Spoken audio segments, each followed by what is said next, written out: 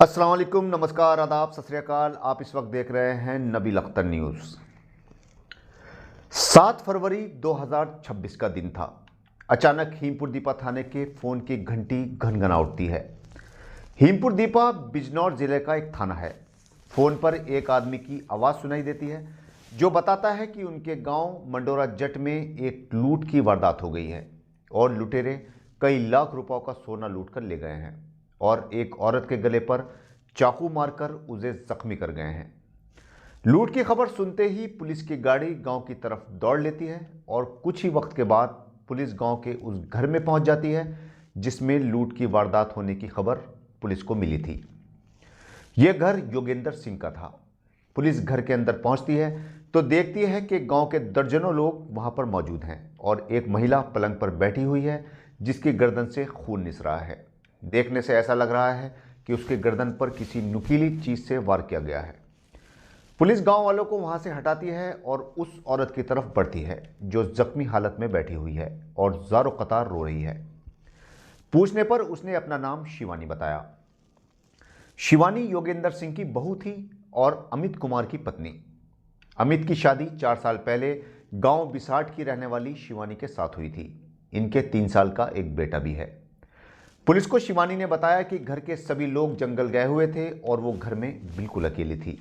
तभी 2 लोग वहां पहुंचे और उसके गले पर चाकू लगाकर घर में लूटपाट करनी शुरू कर दी गई। पूछताछ करने पर शिवानी ने बताया कि बदमाश घर के अंदर से 14 तोले सोना और करीब 100 ग्राम चांदी लूट कर ले गए हैं और उसके गले पर चाकू रखकर उसके भी सारे जेवर उतरवा लिए। मामले की नज़ाकत और दिन दहाड़े इतने बड़े मामले को देखते हुए एसपी अभिषेक खुद मौके पर जा पहुंचे और शिवानी के साथ साथ परिवार के और लोगों से भी बातचीत की।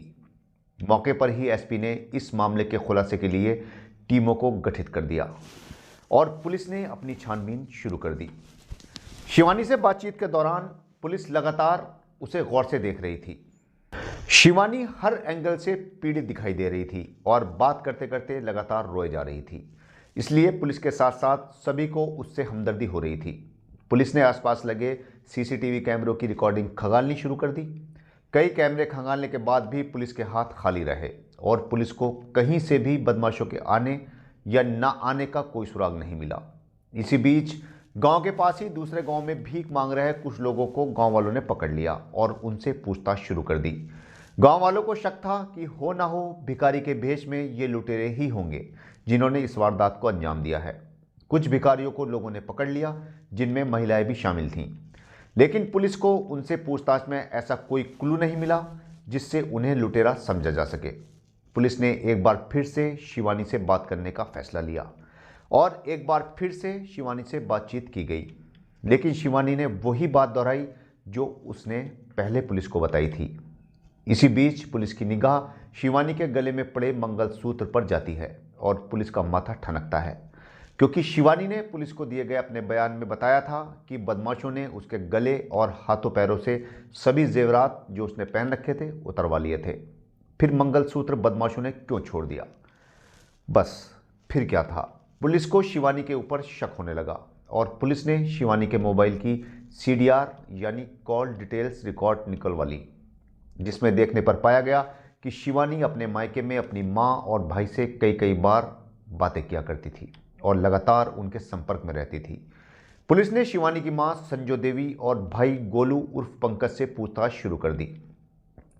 पुलिस की थोड़ी सी ही सख्ती के बाद गोलू उर्फ पंकज टूट गया और पुलिस के सामने एक पूरी कहानी निकलकर सामने आ गई।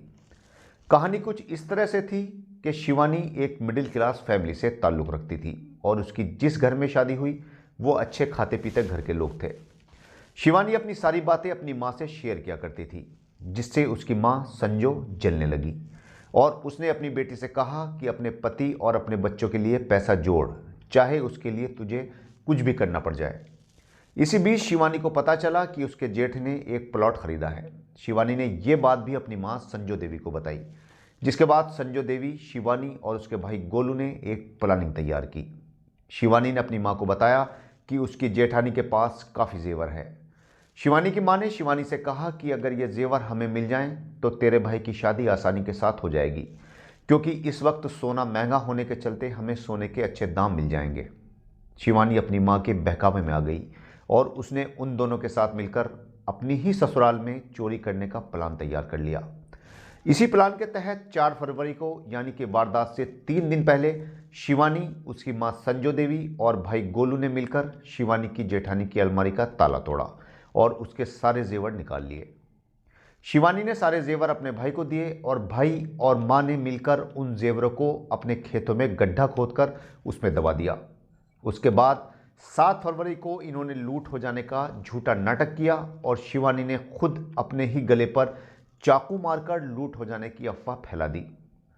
लेकिन कहा जाता है कि अपराधी चाहे कितना भी चालाक क्यों ना हो, कोई ना कोई गलती कर ही जाता है और शिवानी ने भी वही गलती कर दी।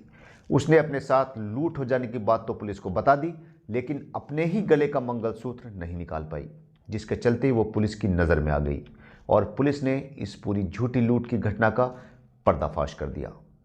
पुलिस जब शिवानी को गिरफ्तार करके अपने साथ ले जाने लगी तो उसकी आंखों में आंसू थे। अब ये आंसू भी लूट की घटना हो जाने के बाद वाले आंसू थे या पश्चाताप के आंसू थे, ये तो शिवानी ही बता सकती है।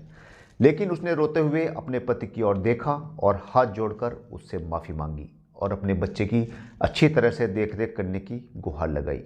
जैसे ही पुलिस उसे लेकर घर से बाहर निकली, सामने ससुर को देखकर शिवानी शर्मिंदा हो गई और उसने अपनी नज़रें नीची कर लीं और पुलिस उसे अपने साथ ले गई। पुलिस ने इस पूरी साजिश में शामिल शिवानी की मां संजो देवी और उसके भाई को भी गिरफ्तार कर लिया है। पुलिस ने वो सारे जेवर बरामद कर लिए हैं जिनके लिए शिवानी ने इतनी बड़ी प्लानिंग तैयार की थी और इस तरह से एक छोटे से लालच ने शिवानी की हंसती खेलती ज़िंदगी में आग लगा दी और इस आग को हवा देने का काम शिवानी की मां और भाई ने किया। आप भी सजग रहिए, अपने आसपास होने वाले हर क्राइम को बारीकी से जांचिए। न जाने कौन, कब और किस तरह से किस साजिश को अंजाम दे रहा है। कल आपसे फिर मुलाकात होगी एक नई कहानी के साथ। तब तक अपना और अपने परिवार का अच्छी तरह से ख्याल रखिए और बिजनौर ज़िले की हर छोटी बड़ी खबर जानने के लिए देखते रहिए नबील अख्तर न्यूज़।